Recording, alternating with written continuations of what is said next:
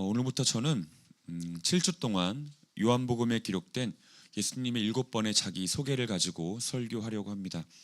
이 설교를 통해서 제가 기대하고 또한 기도하는 것은 저를 비롯한 우리 모두에게 예수님은 어떤 분인가에 대한 보다 선명하고 뚜렷한 인식과 지식이 생기는 것이고, 그로 인해서 예수님을 더욱더 믿고 소망하고 사랑하게 되는 것입니다. 다시 말하지만 요한복음에는 총 7번의 예수님의 자기소개가 기록이 되어 있습니다. 그리고 우리는 이것을 일명 에고 에이미라고 부르는데, 이를 번역하면 나는 무엇이다 입니다. 자, 앞으로 7주 동안 살펴보게 될 예수님의 7번의 자기소개를 간단하게 정리하면 이렇게 정리할 수 있습니다. 나는 생명의 떡이다. 나는 세상의 빛이다. 나는 양의 문이다. 나는 선한 목자다. 나는 부활이요 생명이다. 나는 길이요 진리요 생명이다. 나는 참 포도나무다. 요한복음에 기록된 예수님의 7번의 자기소개입니다. 나는 생명의 떡이다. 나는 세상의 빛이다. 나는 양의 문이다. 나는 선한 목자다. 나는 부활이요 생명이다. 나는 길이요 진리요 생명이다. 나는 참 포도나무다. 그리고 이 중에서 오늘은 나는 생명의 떡이다 라는 예수님의 자기소개에 관해서 살펴보도록 하겠습니다. 예수님과 관련된 사건 중에 가장 유명한 사건을 꼽으라고 한다면 당연히 십자가 사건, 그리고 부활 사건, 승천 사건이라고 할 수 있겠습니다. 예수님과 관련된 사건 중에 가장 유명한 사건 꼽으라고 하면 당연히 십자가, 부활, 승천 사건 꼽을 수 있겠죠. 하지만 그에 못지않게 유명한 사건 중 하나 있으니 그 사건 바로 오병이어 사건입니다. 오병이어 사건은 말 그대로 오병, 보리떡 5개와 2어, 물고기 2마리로 성인 남자만 5,000명, 아이들과 여자들의 수를 포함한다면 약 1만 명이 넘는 큰 무리들을 배불리 먹이신 사건입니다. 너무 유명한 사건이죠. 교회 안 다니는 사람도 아는 사건입니다. 아는 이들이 있겠지만 오병이어 사건은 사건 자체에 유명한 만큼이나 예수님과 직접 관련된 사건들 중에서도 매우 중요하고 매우 특별하고 매우 풍성한 의미를 담지하고 있는 사건입니다. 그리고 이를 반증하듯이 사복음서 모두에 기록되어 있는 사건이기도 합니다. 참고로 사복음서 모두에 기록되어 있는 사건들을 좀 정리하면 오병이어 사건을 비롯해서 예수님의 예루살렘 입성, 그리고 성전 정화 사건, 최후의 만찬, 겟세마네에서의 기도와 체포, 십자가에서의 죽음, 무덤에서의 장사됨, 부활 사건뿐입니다. 이 사복음서 전체에 기록되어 있는 사건들의 전부입니다. 그리고 예수님의 죽음과 부활, 이것과 직접 관련되지 않은 사건 중에 사복음서에 기록되는 사건은 오병이어 사건밖에 없습니다. 그만큼 이 오병이어 사건이 매우 중요하고 특별하고 풍성한 의미를 담지하는 사건이다 할 수 있겠죠. 우리가 오늘 본격적으로 오병이어 사건을 들여다보기 전에 좀 먼저 기억해야 될 것이 있습니다. 이 오병이어 사건은 단순한 기적 이야기가 아니라는 것이고요, 표적이라는 것입니다. 이 표적은 예수님이 누구신지를 가리키는 기적을 표적이라고 말합니다. 예수님께서 누구신지를 분명히 가르쳐주고 또한 가리키는 기적, 표적입니다. 지금부터 본격적으로 오병이어 사건을 살펴보겠습니다. 또 한 가지 참고로 말하면 이제 우리가 올해 그리고 내년 예수님의 행적에 관해서 쭉 살펴보게 될 텐데, 오병이어 사건은 한 번 더 제 생각에는 한 2-3차례 정도 더 다루게 될 일들이 있을 것 같아요. 그래서 오늘 모든 구절을 꼼꼼하게 보지 않는다고 해서 너무 섭섭하게 생각하지는 않으셔도 될 것 같습니다. 본격적으로 오병이어를 보겠습니다. 어지간해서는 요한복음의 기자인 사도 요한은 이 성경 속에, 자기가 기록한 성경 속에 어떤 사건의 구체적 정황을 기록하지 않습니다. 그러니까 누가와는 조금 다르다 할 수 있죠. 누가복음의 기자인 누가는 사건의 구체적인 정황들을 꼼꼼하게 기록하는 편인데, 사도 요한은 사건의 구체적 정황을 꼼꼼하게 기록하는 사람은 아닙니다. 그런데 오늘 이 사도 요한은 오병이어 사건만큼은 매우 꼼꼼하게 기록을 하고 있습니다. 특별히 보니까 오병이어 사건이 언제 일어났는지에 대해서부터 꼼꼼한 기록을 시작하고 있습니다. 우리 6장 4절 말씀 읽어보겠습니다. 6장 4절 읽습니다. 시작. 마침 유대인의 명절인 유월절이 가까운지라. 자, 방금 읽은 대로 오병이어 사건이 일어난 때는 유월절을 목전에 둔 때입니다. 유월절을 목전에 둔 때. 더 자세히 말하면 예수님의 공생의 2년차, 그때 유월절입니다. 그리고 십자가를 지시기 1년 전 어느 날입니다. 이 오병이어 사건이 일어난 때는 유월절을 목전에 둔 어느 날. 자, 이 지점에서 우리가 잠시 유월절에 관해 정리하고 가겠습니다. 오병이어 사건이 일어나기 약 1300년 전에, 오병이어 사건이 일어나기 약 1300년 전에 이스라엘 백성들은 이집트에 노예 생활하고 있었습니다. 이집트의 노예로 살고 있었어요. 하지만 하나님께서는 그런 이스라엘 백성들을 긍휼히 여겨 주셨고, 이스라엘 백성들을 이집트의 노예에서 해방시켜 주시기 위해서, 그들을 자유케 하시기 위해서 이집트에 총 10가지의 초자연적인 재앙을 내리셨습니다. 이집트로 하여금 풀어주지 않을 수 없게끔 만드신 거죠. 10가지 재앙들에 대해서는 쭉 열거하지는 않겠습니다. 하지만 마지막 재앙에 대해서는 말씀을 드리겠습니다. 이집트 애들은 10가지 초자연적인 재앙 중에 마지막 재앙은 사람이든 가축이든 처음 난 모든 것들을 죽게 하시는 재앙이었습니다. 이게 하나님께서 이집트 애들이신 초자연적인 10가지 재앙 중에 마지막 재앙이었습니다. 그러나 이 재앙이 모든 이집트 사람에게 무차별적으로 내린 것은 아닙니다. 이 크고 두려운 재앙에서 제외되는 사람들이 있었습니다. 그들은 모세를 통해서 증언된 하나님의 말씀에 따라서 1년 된 어린 양을 잡아 그 피를 자기 집 문의 좌우 임방과 문설주에 바른 이스라엘 사람들, 10가지 재앙에서 제외되었고요. 마지막 재앙에서 제외되었고, 그런 이스라엘 사람들을 따라서 동일한 행동을 했던 이방인들 역시 10번째 재앙에서 제외되었습니다. 자, 아무튼 유월절은 죽임당한 어린 양의 피로 인해서 이집트에 내려진 죽음과 심판의 재앙에서부터 어떤 이들이 건짐을 받게 된 것, 그래서 이집트의 노예에서 해방되고 자유케 된 것을 기념하는 명절입니다. 유월절 어린 양의 피로 인해서 10번째 재앙에서 피하게 된 이들, 10번째 재앙을 당하지 않게 된 이들, 그리고 그들이 건짐받게 되어지고 이집트 노예 신분에서 해방되어지게 된 그것을 기념하는 절기가 바로 유월절이다 할 수 있습니다.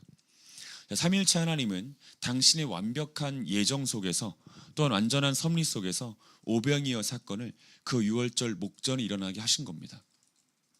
어쩌다 보니까 이 오병이어 사건이 유월절을 목전에 둔 시점에 일어난 것이 아니고 삼위일체 하나님의 완벽한 계획, 완전한 섭리 속에서 오병이어 사건이 유월절 목전에 일어나게 되었다라는 것이죠. 이 땅에 그 어떤 것도 하나님의 섭리 바깥에서 일어나는 것은 없습니다. 하나님의 섭리 안에서 일어나는 것이죠. 여러분 잘 기억하십시오. 삼위일체 하나님은 오병이어 사건과 오병이어 사건이 일어난 시점을 통해서 택하신 이들로 하여금 분명하게 무엇인가를 가르쳐 주셨습니다. 알게 해주신 거죠. 이런 겁니다. 예수 그리스도, 바로 그가 너희를 죽지 않게 할, 오히려 너희를 살게 할 유월절 어린 양이다. 이걸 가르쳐 주시는 것이고요. 그런 예수 그리스도가 너희들을 살리기 위해서 피를 흘릴 것이다. 그리고 너희들은 예수 그리스도의 피로 인하여 생명을 누리게 될 것이다. 이것을 가르쳐 주신 겁니다. 유월절 목전에 일어난 오병이어 사건을 통해서 예수 그리스도, 바로 그가 너희들을 죽지 않게 할, 오히려 너희들을 살게 할 유월절의 어린 양이다. 이걸 가르쳐 주시기 위해서 오병이어 사건을 일으키셨고, 오병이어 사건이 일어난 시점을 유월절 목전으로 정하신 겁니다. 기억하셔야 됩니다. 그러나 오병이어 사건은 단지 그 사실만 가르쳐주는 사건은 아닙니다. 피 흘려 죽을 유월절 어린 양 되신 예수 그리스도, 그리고 그로 인해서 생명을 누리게 될 사람들이 어떻게 생명을 유지하면서 또 어떻게 삶을 살아야 되는지 가르쳐주는 사건이 오병이어 사건이다 할 수 있습니다. 조금 더 자세하게 살펴보겠습니다. 다시 말하지만 오병이어 사건은 유월절을 목전에 둔 시점에 일어났습니다.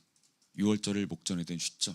이 시점이 일어나게 된 가장 큰 이유는 예수 그리스도께서 유월절 어린 양이 되신다라는 사실을 백성들에게 가르쳐 주시기 위해서입니다. 피 흘려 죽으실 유월절 어린 양, 그 어린 양이 바로 예수 그리스도다라고 하는 걸 가르쳐 주시기 위해서예요. 하지만 단지 그뿐만은 아닙니다. 자, 오병이어 사건이 일어나던 그날 예수님은 갈릴리 바다 건너편 벳세다에 계셨습니다.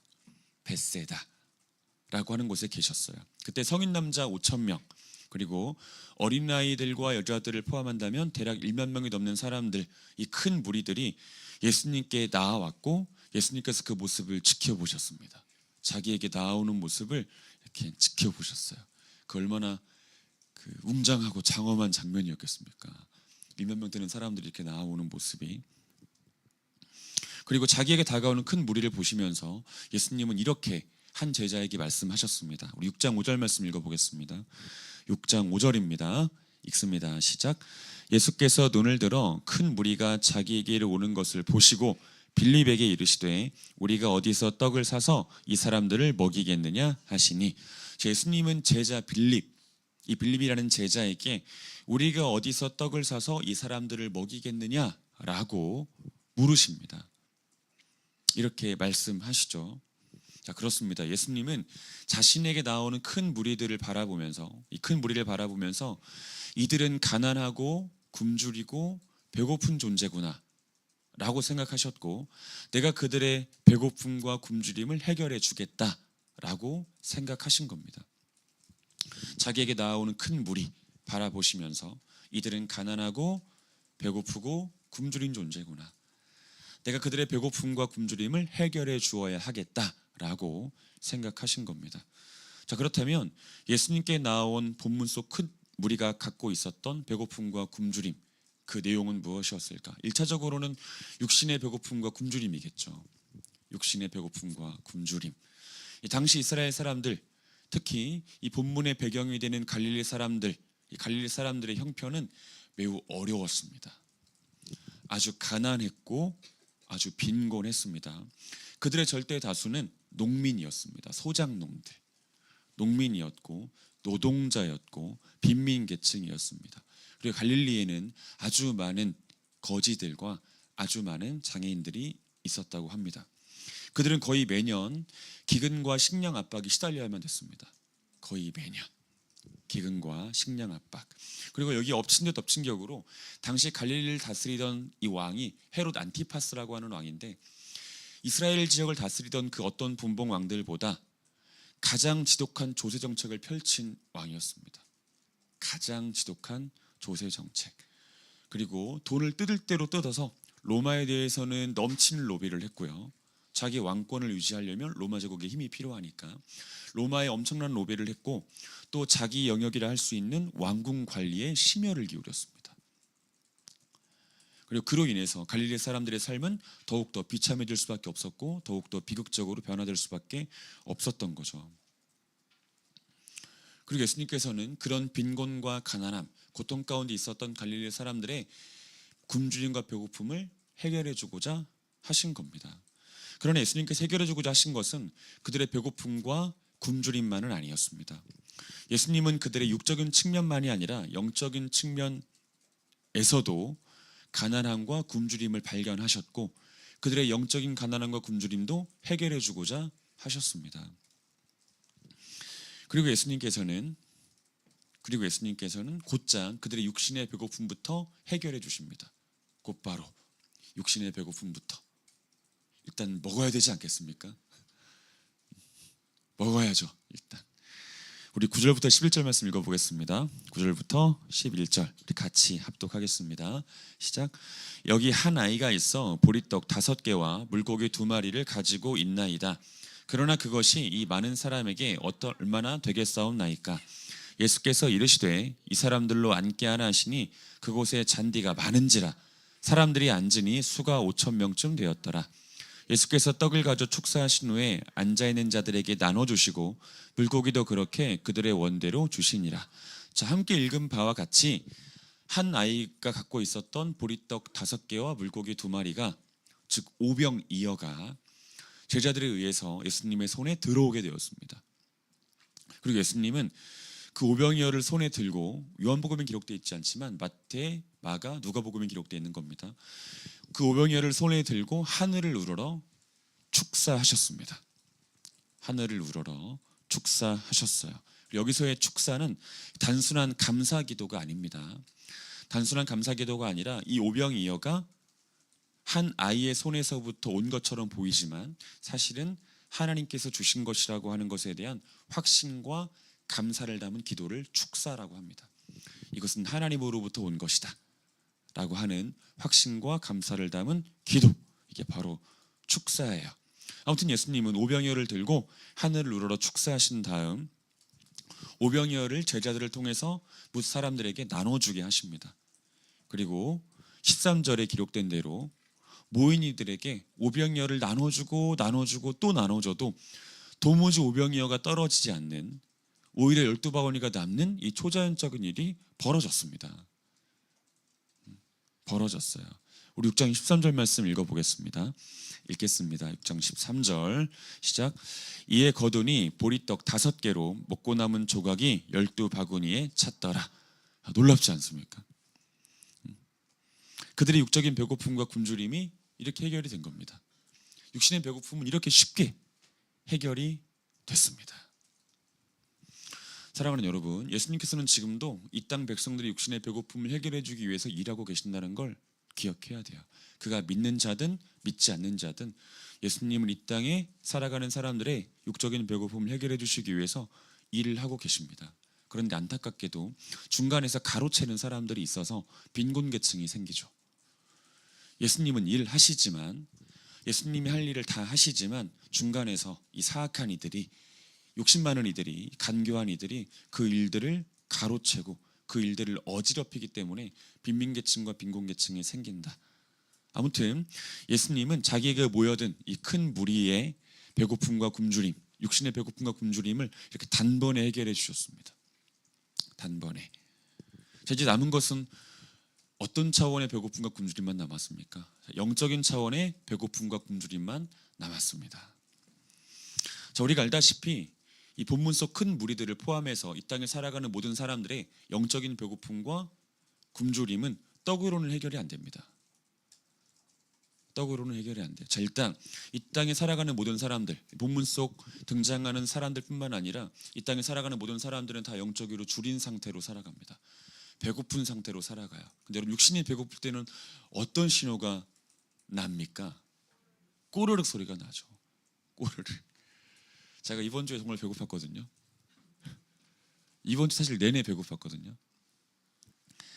밥을 잘 못 챙겨 먹게 돼가지고 진짜 배고팠는데, 이제 성경학교 끝나고 성경학교 끝나고 집에 가가지고 야식을 먹는데, 야식을 먹는데도 배에서 꼬르륵 소리가 안 멈춰요.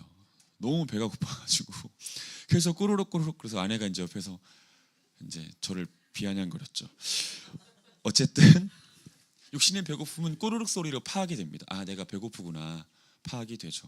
그럼 영적인 배고픔은 어떻게 파악이 됩니까? 지금 내가 영적으로 배고프다는 것이, 우리들의 죄성의 지배를 받을 때, 우리들의 본성의 지배를 받을 때, 아, 우리의 영적인 면이 배고프구나, 우리의 영혼이 배고프구나라고 하는 걸 감지할 수 있어요.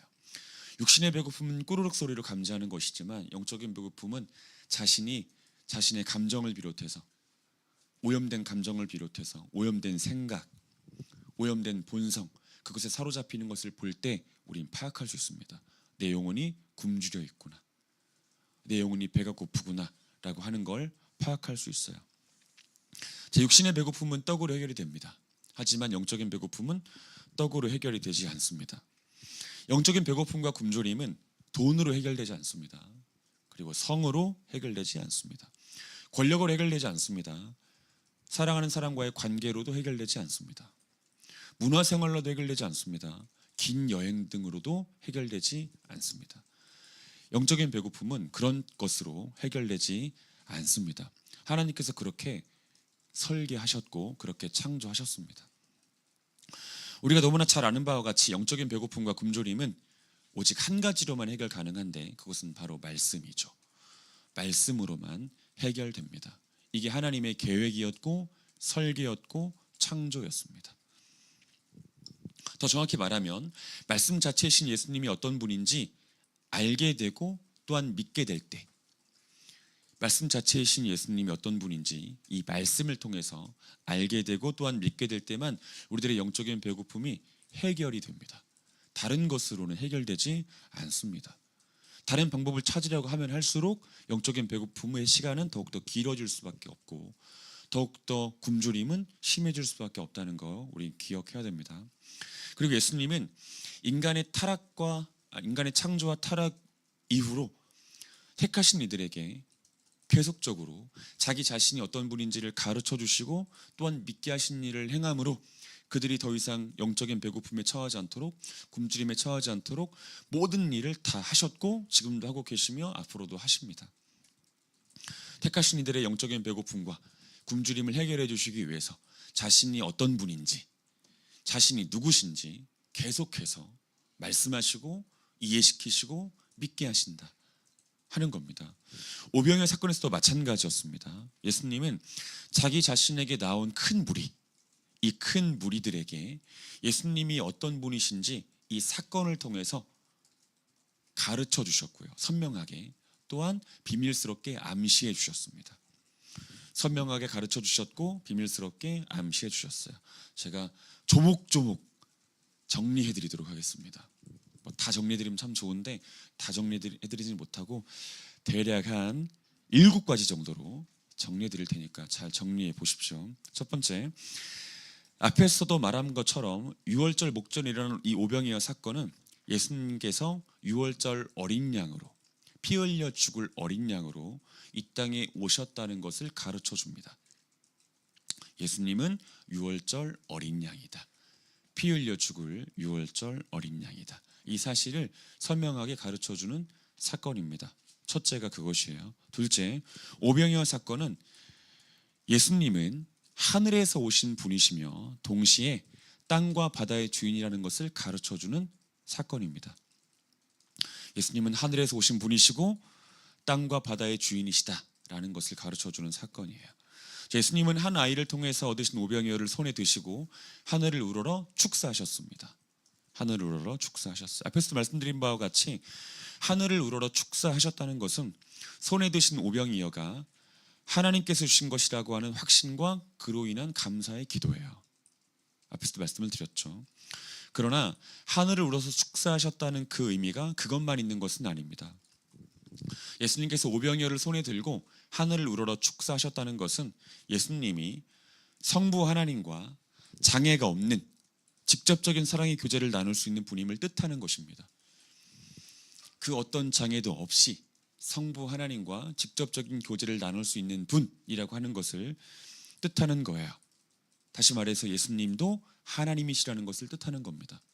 오직 하나님만 하나님과 장애 없는 교제를 하실 수 있잖아요. 이것을 가르쳐 줍니다.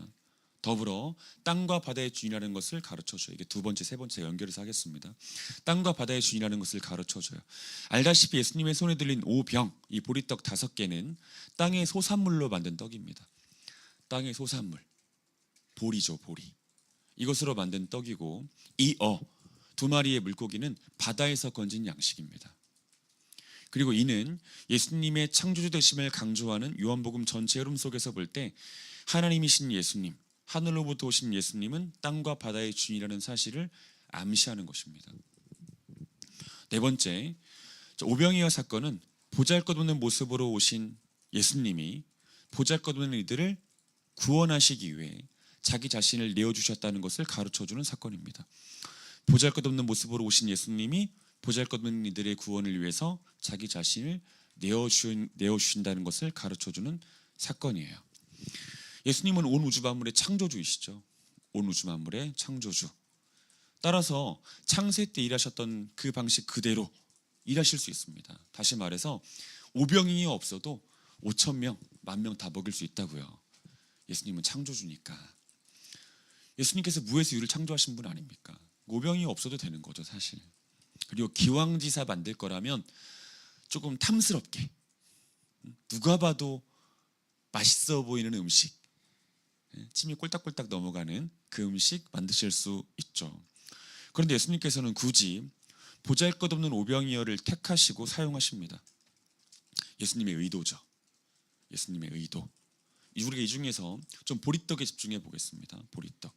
이 보리떡의 별명이 있습니다. 빈자의 떡이라는 별명이 있어요. 빈자의 떡. 빈자. 빈곤한 자. 가난한 자. 가난한 자들의 떡이 바로 보리떡입니다. 이 보리떡은 좀 사는 사람들은 안 먹었습니다. 요즘에는 야 이 개떡 같은 놈아 이런 말 잘 안 하죠. 근데 옛날에는 야 이 개떡 같은 놈아라는 말을 했거든요. 정말 개떡 같다 이런 말을 많이 했는데 우리나라로 말하면 개떡 비슷한 겁니다. 빈곤 계층이 주로 먹었습니다. 거지들이 주로 먹었고요. 노예들이 주로 먹었습니다. 심지어 짐승의 먹이로도 사용됐던 게 이 보리떡이었어요. 빈자의 떡이었습니다. 그런데 예수님께서 그런 보리떡을 표적의 도구로, 자기 자신이 누군지를 가르쳐주는 도구로 선택하시고 사용하셨습니다. 이것은 예수님 자신이 보잘것없는 모습으로 이 땅에 오셨다는 것과 또한 보잘것없는 이들의 구원을 위해서 자기 자신을 내어주셨다는 것을 가르쳐주는 겁니다. 예수님은 보잘것없는 모습으로 오셨고 보잘것없는 이들을 위해서 자기 자신을 내어주시는 분이시다라는 것을 가르쳐주기 위해서요. 다섯 번째, 이 오병이어 사건은 예수님은 세상에서 죽임을 당할 것이나 결국 세상에 속한 자들을 살리신다는 것을 암시하는 사건입니다. 세상에서 죽임을 당할 것이나 세상에 속한 자들을 살릴 것이다 라는 것을 암시하는 사건이에요. 요한복음의 기자인 사도 요한은 그가 기록한 이 성경을 통해서 요한복음, 요한 1, 2, 3서, 요한계시록이죠. 그가 기록한 성경을 통해서 자주 그리고 종종 이 바다라는 장소를 마귀가 출현하는 장소요, 세상과 세상 가치관을 상징하는 장소로 언급했습니다. 요한복음의 기자인 사도 요한은 아주 자주, 아주 종종 이 바다라고 하는 장소를 마귀가 출현하는 장소요, 세상과 세상 가치관을 상징하는 장소로 기록하고 언급하곤 했어요. 그리고 그런 바다에서 나온 물고기가 죽은 다음에 무사람들의 양식이 되었고 표적의 도구로 사용됐습니다. 오늘 본문 속에서. 그런 바다에서 나온 물고기가 죽임 당한 후 무사람들의 양식이 되고 예수님 누구신지를 가리키는 표적이 되었습니다. 표적의 도구가 되었습니다. 이것이 의미하는 바는 분명하다 할 수 있습니다. 세상 한복판에서 태어나신 예수 그리스도, 그러나 죽임당하신 예수 그리스도, 그분으로 인해서 세상 한복판에 있었던 어떤 이들이 생명을 취하게 된다라는 사실을 암시한다 볼 수 있습니다. 여러분, 죽은 물고기가 살아도 산 것이 아닌 사람들을 살렸습니다. 오늘 본문에 보면 죽은 물고기가 살아도 산 것이 아닌 사람들을 살렸어요. 그들의 육신을 살려냈습니다. 죽으신 예수님께서 살아도 산 것이 아닌 사람들을 살리신다는 것을 암시하는 것입니다. 그것을 말하는 것일 가능성이 매우 높다는 것이죠. 자, 여섯 번째, 오병이어 사건은 예수님이 사람들을 살릴 생명의 양식이라는 것을 가르쳐주는 사건입니다. 오병이어 사건은 예수님께서 사람들을 살리실 생명의 양식이다라는 것을 가르쳐주는 사건이에요. 여러분, 살펴보았듯이 보리떡과 물고기는 모인 모든 사람들의 양식이 됐습니다. 모인 모든 사람들의 양식이 되었어요. 그리고 이 보리떡과 물고기로 인해서 모인 사람들의 배고픔과 굶주림은 해결이 됐습니다. 육신의 배고픔, 굶주림 다 해결됐어요. 자, 두말할 나위 없이 예수님은 사람들을 살릴 생명의 떡, 생명의 양식 되신다 라는 것을 말해주는 거죠. 자, 일곱 번째, 오병이어 사건은 생명의 양식 되시는 예수님의 풍성함, 생명의 양식 되시는 예수님의 풍성함과 그 풍성한 생명의 양식 되신 예수님을 먹어야 될 사람들이 아직 너무 많다는 것을 가르쳐 줍니다. 생명의 양식 되신 예수 그리스도의 풍성함과 그 양식 되시는 예수 그리스도를 먹어야 될 사람들이 아직 많이 남아있다는 것, 이것을 가르쳐 주는 또는 암시하는 사건이다 할 수 있습니다. 여러분, 본문 13절을 한번 보십시오. 본문 13절을 보면 보리떡 5개와 물고기 2마리가 사람들에게 다 나누어 주고도 얼마나 남았다고 기록하고 있습니까? 12바구니나 남았다고 기록을 하고 있습니다. 그러니까 제자들 한 사람당 바구니 하나씩 가지고 있었다고 봐야 돼요. 그러니까 모든 제자들의 바구니에 오병이어가 다 남은 겁니다. 다 남았어요. 여러분 알다시피 이 12라고 하는 숫자는 풍성함과 충족성을 상징하는 숫자예요. 완전수입니다. 풍성함과 충족성을 상징하는 완전수 12입니다. 따라서 12바가니가 남았다는 것은 요한복음 기자인 사도 요한은 숫자로 무엇인가를 의미하고 상징하는 걸 즐겨하는 사람이었거든요. 12바가니가 남았다는 것은 풍성한 생명을 가지신 예수님, 풍성한 생명을 가지신 예수님, 유일한 생명의 양식 되신 예수님을 암시하고 있다고 할 수 있습니다. 12바구니가 남았다는 것은 풍성한 생명을 가지신 예수님을 암시하고 있다. 유일한 생명의 양식 되신 예수 그리스도를 암시하고 있다 할 수 있고요. 그와 동시에 12바구니가 남았다는 것은 생명의 양식이신 예수님이 필요한 이들이 아직 많이 남아있다는 것을 말하는 것입니다. 모인 사람들은 다 먹었어요. 모인 사람들은. 남았다는 건 여기 모이자는 사람들도 이 양식을 먹어야 된다는 뜻이겠죠. 아직 양식을 먹어야 될 사람들이 많이 남아있다는 뜻이겠죠. 자, 정리되셨습니까? 오병이어 사건이 무엇을 가르치는 사건이고 무엇을 암시하는 사건인지 정리가 되셨죠? 제가 이제 7가지나 길게 설명하는 바람에 중간중간 놓치는 분들이 계시겠지만 한 번 더 유튜브로 들어보시고 또 설교문 드릴 테니까 잘 보시면 되겠습니다. 살펴본 7가지의 내용들을 제가 아주 친절하게 짧은 문장으로 정리해 드리도록 하겠습니다. 보잘것없는 모습으로 오신 예수님은 본래 하늘과 땅의 주인이시다. 보잘것없는 모습으로 이 땅에 오신 예수님은 본래 하늘과 땅과 바다의 주인이시다. 그러나 그 예수님은 보잘것없는 이들과 세상에 속한 이들을 구원하시기 위해 유월절 어린 양의 피처럼 유월절 어린 양처럼 피 흘리며 죽임을 당하셨고 그들을 위한 풍성한 생명, 충분한 생명의 양식이 되셨다. 그러니 택함 받은 이들이여 속히 오라 하는 것이 오병이어 사건이 담지하고 있는 의미다 할 수 있습니다. 자, 사랑하는 여러분, 다시 말씀드립니다. 육신의 배고픔은 떡과 물고기로 해결 가능합니다. 고기도 가능합니다. 물고기 말고. 물고기 싫어하는 사람들도 있으니까. 저는 물고기를 좋아합니다. 참고로.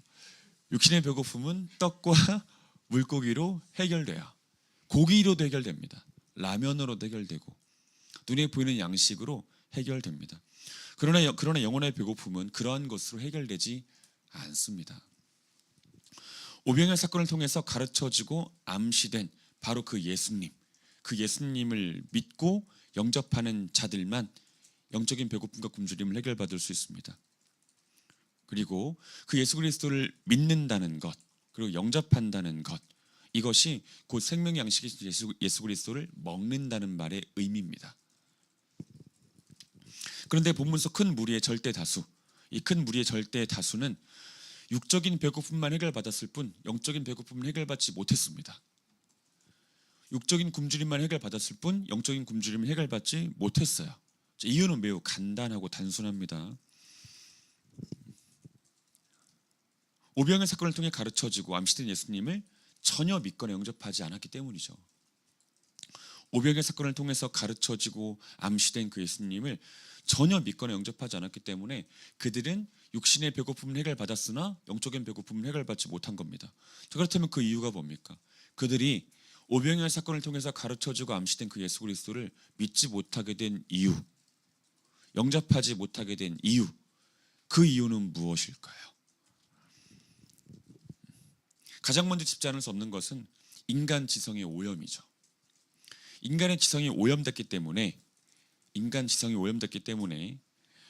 예수님께서 오병이어 사건을 통해서 선명하게 가르쳐 주신 것과 비밀스럽게 가르쳐 주신 것, 우리가 이걸 암시라고 하는데 이것들을 깨달을 수 없었던 것이고 이해할 수 없었던 겁니다. 그리고 믿을 수도 없었던 것이고 영접할 수도 없었던 것이라고 할 수 있죠. 그러나 그와 동시에 우리가 반드시 기억해야 되는 이유가 한 가지가 더 있습니다. 우리가 이유를 살펴보고 설교를 맺도록 하겠습니다. 자, 오병이어 사건이 일어난 다음 모여든 큰 무리에게 기대감이 생겼어요.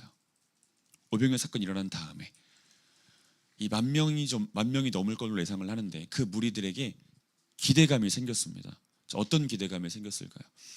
예수님을 자기들의 임금으로 삼으면 먹고 사는 문제가 해결될 것이다라는 기대감이 생겼습니다. 이런 기대감 생기지 않겠습니까? 생각해 보세요. 보리떡 5개와 물고기 2마리로 이 10,000명 이상을 먹였다는데, 그리고 자기들 그걸 경험했는데 이런 기대감 안 생기겠습니까? 더군다나 굶주림에 살았는데, 배고픔에 살았는데, 임금으로만 삼으면, 이 사람을 자기 임금으로만 삼으면 먹고 사는 문제 해결될 것이다 라는 기대감을 생겼어요. 그리고 어떻게든 예수님을 딴 데 못 가게 하려고 했습니다. 붙잡아다가 자기들의 임금 삼으려고 했죠. 그러나 예수님은 그런 그들의 기대감을 만족시켜 주실 마음이 전혀 없으셨습니다. 전혀 없으셨어요. 그래서 어떻게 하셨냐면 15절에 보니까 처음에는 그들을 떠나 홀로 산에 가셨습니다. 자기에 대해서 그런 기대를 품은 이들을 떠나셔서 홀로 산으로 가셨어요. 그리고 24절을 보니까 바다 건너 가버나움까지 가셨습니다. 그들을 피해서 가신 거죠. 그들의 굴절된 기대, 왜곡된 기대, 그것을 받아들이실 수 없었기 때문에, 그것을 만족시켜주고 싶지 않으셨기 때문에 처음에는 산으로 가셨고 이후에는 바다 건너 가버나움으로까지 가셨습니다. 예수님도 보통은 아니시죠. 그렇게 가십니다. 그런데 당황스럽게도, 그리고 좀 무섭게도 본문 속 큰 무리들의 상당수가 예수님을 추격합니다. 자기들이 임금 삼아야 되기 때문에 자기들을 피해 떠나신 예수 그리스도를 찾아 헤매요. 그리고 배 타고 예수님이 계신 곳까지 갑니다. 가요. 그리고 예수님을 발견합니다. 그리고 잔뜩 높아진 그 기대, 그리고 기대 섞인 말투로 이렇게 말해요. 24절 25절 읽겠습니다. 24절 25절 읽습니다. 시작. 무리가 거기에 예수도 안 계시고 제자들도 없음을 보고 곧 배들을 타고 예수를 찾으러 가버나움으로 가서 바다 건너편에서 만나 랍비여 언제 여기 오셨나이까 하니, 되게 무서운 장면이죠. 이거 사실 신고해야 돼요. 오늘날로 말하면 경찰에 신고해야 됩니다. 저는 25절 말씀을 드릴 때 되게 좀 섬찟했어요. 바다 건너편에서 예수님을 만나서 랍비여 언제 여기 오셨나요? 너무 무섭고 섬뜩한 장면 아닙니까? 끔찍하죠. 그러나 이후에 이어진 예수님의 대답이 우리를 더 두렵게 해요. 26절 말씀 읽어보겠습니다. 26절 읽습니다. 시작. 예수께서 대답하여 이르시되 내가 진실로 진실로 너희에게 이르노니 너희가 나를 찾는 것은 표적을 본 까닭이 아니요 떡을 먹고 배부른 까닭이로다.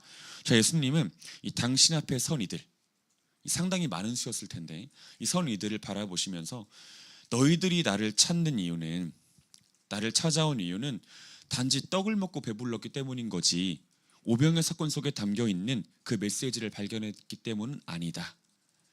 그 의미를 발견했기 때문은 아니다 라고 말씀하시고 단정하셨습니다. 너희들이 나를 찾는 이유, 떡 먹고 배불렀기 때문이다. 그리고 앞으로도 떡 먹고 배부르고 싶기 때문이다 라고 단정해서 말씀하신 겁니다. 나를 믿기 때문에, 나를 영접했기 때문에, 나를 이해했기 때문에 너희가 나를 따라온 것은 아니다 라고 말씀하시죠. 그러면서 예수님은 그들이 해야 되는 가장 시급한 일이 있다고 말씀하십니다. 가장 중요한 일이 있다고 말씀하시죠. 그러니까 이 일을 하지 않으면 예수 그리스도께서 그들에게 붙잡히실 일이 없는 겁니다. 이 일을 하지 않으면. 29절 말씀 읽어보겠습니다. 29절 읽습니다. 시작. 예수께서 대답하여 이르시되 하나님께서 보내신 일을 믿는 것이 하나님의 일이니라 하시니. 가장 먼저 해야 되는 일이 무엇입니까? 자, 이 갈릴리 사람들, 오병이어 사건을 경험했던 사람들은 굶주렸던 사람들입니다. 배고팠던 사람들이에요. 그래서 그들에게서 가장 중요한 일은 당장 육신의 굶주림과 배고픔을 해결하는 것이었습니다. 당장의 배고픔을 해결하는 것. 그런데 예수님께서는 그것보다 더 중요한 일이 있다고 말씀하시죠. 그리고 그 중요한 일을 행하지 않는다면 내가 너희들에게 붙잡힐 일이 없다고 말씀하시는 겁니다. 가장 중요하고 시급한 일은 무엇입니까? 예수 그리스도를 믿는 겁니다. 예수 그리스도를 믿는 것. 이게 가장 해야 되는 중요하고 시급한 일이죠. 썩어질 양식을 구하는 일보다 더 중요한 일이요. 사람들이 생각할 때 썩어질 양식을 구하는 것보다 더 중요한 일은 없습니다. 당장에 배고픈 사람에게 밥 주는 것보다 중요한 일은 없다라는 것이 사람의 판단이죠. 하지만 예수님께서는 그렇지 않다고 말씀하십니다. 오늘 굶어 죽어도 해야 되는 일이 있다고 말씀하시는 겁니다. 당장 배고파 죽어도 해야 되는 일이 있다 하시는 거죠. 그게 뭐라고요? 하나님을 믿는 거예요. 예수 그리스도를 믿는 거예요. 오병이어 사건을 통해서 암시되고 선명하게 가르쳐진 그 예수 그리스도를 영접하는 거예요. 믿는 거예요. 사랑하는 거예요. 소망하는 거예요. 이것이 더 중요한 일이라고 말씀하십니다. 사랑하는 여러분, 우리들의 삶에도 마찬가지입니다. 우리들의 삶에도 이 일이 가장 중요한 일이 되지 않는다면 우린 영적인 굶주림과 배고픔에서 헤어나올 길이 없게 될 겁니다. 매일매일 삶 속에서, 매일의 삶 속에서 각자 직업들이 있지 않겠습니까? 직장들이 있고 자기에게 주어진 직업과 직장 생활에 충실하는 거 물론 필요한 것이지만 그것보다 더 중요하고 시급한 일이 있다는 것을 기억하고 그 일을 행하지 않는다면 우리는 매일의 삶 속에서 영적인 배고픔과 굶주림을 경험할 수밖에 없다라는 것이 본문의 메시지입니다. 그 일이 무엇이라고요? 예수 그리스도를 믿는 거예요. 날마다 믿는 거예요. 날마다 그 예수 그리스도를 기억하여 그 예수 그리스도를 날마다 믿는 거예요. 이미 영접한 예수 그리스도지만 날마다 영접하는 거예요. 자기의 삶 가운데 매일매일 영접하는 것, 그것이 곧 생명의 떡 되신 예수 그리스도를 먹는 일입니다. 그 일을 하지 않으면 영적인 굶주림과 배고픔이 해결되지 않는다는 것이 본문 속 선명한 메시지예요. 썩을 양식을 위해서 일하지 마십시오. 이건 저는 직장생활 하지 말라는 이야기가 아닙니다. 직업 포기하라는 이야기 아닙니다. 이것보다 더 중요한 일이 있다는 걸 기억하기 전에 다른 것 하지 말라는 겁니다. 인간에게 있어 가장 중요한 일은, 사람에게 있어 가장 중요한 일은 생명의 떡 되신 예수 그리스도를 먹음으로 자신의 영적인 굶주림과 배고픔 해결하는 겁니다. 생명의 떡 되신 예수 그리스도를 먹는다는 것, 그분을 매일매일 기억하고 그분을 매일매일 믿고 그분을 자기의 삶 속에서 매일매일 영접하는 것, 이게 생명의 양식 되신 예수 그리스도를 먹고 마시는 겁니다. 사랑하는 여러분, 썩을 것, 없어질 것, 사라질 것을 위해서 생을 쏟지 마세요. 여러분들의 생이 그렇게 하찮지 않습니다. 먹고 마시는 것만을 위해서 인생을 투신하지 마세요. 여러분들의 인생이 그런 정도의 수준이 아닙니다. 고작 그 정도의 가치가 아니라는 것이죠. 여러분들은 이미 예수 그리스도와 한 몸 된 사람들이에요. 이 이야기는 무슨 말이냐면 예수님께서는 여러분들의 가치를 자신과 동등하게 여기신다는 뜻입니다. 여러분들 한 사람 한 사람들의 가치를요. 비록 우리가 실존적 죄인이지만, 전적으로 부패하고 타락한 사람들이지만 여전히 성화의 과정을 밟고 있는 아직 영적인 어린아이들에 불과하지만 예수 그리스도께서는 이미 자기와 한 몸 된 여러분들의 가치를 그 정도로 평가하시고 그 정도로 매기십니다. 그런 여러분들에게 가장 중요한 것은 그래서 없어질 것, 썩을 것 위해 일하는 것이 아니고 영원한 것을 위해서 일하는 겁니다. 영원한 것. 그것이 영원한 존재인 존재들에게 합당한 일인 거죠. 그리고 이것이 오늘 오병이어 사건 우리들에게 분명히 가르쳐주고 있는 것이다. 이 점을 기억할 수 있으면 좋겠습니다. 우리 35절 말씀 읽겠습니다. 35절 읽겠습니다. 시작. 예수께서 이르시되 나는 생명의 떡이니 내게 오는 자는 결코 줄이지 아니할 터이요 나를 믿는 자는 영원히 목마르지 아니하리라. 내게 오는 자, 예수 그리스도는 말씀이죠. 말씀이신 예수 그리스도께 날마다 나아가셔야 됩니다. 날마다 말씀 앞으로 나아가셔야 돼요. 성경 66권 앞으로 나아가셔야 됩니다. 성경책 지퍼 다 없어져야 돼요. 지퍼 채우는 순간 잘 안 보거든요. 성경 앞으로 가십시오. 그리고 성경이 말씀하고 계시는 예수 그리스도를 믿으십시오. 그리고 믿게 해달라고 하나님 앞에 구하십시오. 이해되게 해달라고 하나님 앞에 구하십시오. 성령의 조명을 구하세요. 가장 시급하고 중요한 일입니다. 그것이 곧 예수 그리스도를 먹고 마시는 일입니다. 그렇게 될 때 영적인 굶주림에서, 배고픔에서, 가난함에서 우린 해결받을 수 있습니다. 기억하시면 좋겠습니다. 우리 같이 시간 합심해서 기도하겠습니다. 우리 기도할 때 이렇게 기도할 수 있으면 좋겠네요. 하나님 아버지, 우리 직장 생활하고 직업 가지고 있습니다. 우리 다 일하는 사람들입니다. 또 일해야 되는 사람들입니다. 먹는 것도 마시는 것도 입는 것도 중요한 일입니다. 그러나 하나님 아버지, 먹는 것보다, 마시는 것보다, 입는 것보다, 자는 것보다 더 중요한 일이 있음을 기억하게 해주십시오. 우리가 한낱 짐승이 아니니 우리에게 더 중요한 일이 있음을 잊지 않게 해주십시오. 말씀 앞에 나아가는 것, 말씀이 말씀하고 있는 예수 그리스도를 믿고 매일의 삶 가운데 초대하고 영접하는 것. 이것이 우리들에게 있어 가장 중요한 일인 것을 기억하게 해 주십시오. 그리고 그 일을 하게 해 주십시오. 그래서 영적인 굶주림과 배고픔 우리에게 없게 해 주십시오. 우리 같이 이 일을